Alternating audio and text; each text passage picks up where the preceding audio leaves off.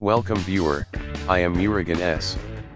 This video tutorial describes, fix number keyboard problems in Windows 7, 8, and Windows 10.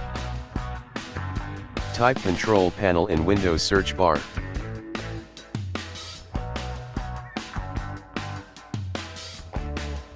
Click Control Panel. Select large icons. Click Ease of Access Center.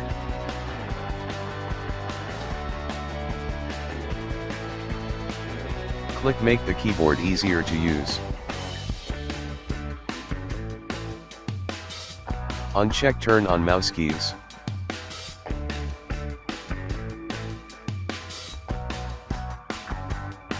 Click Apply, OK.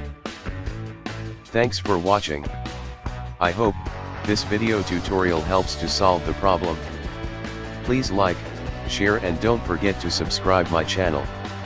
See you next video.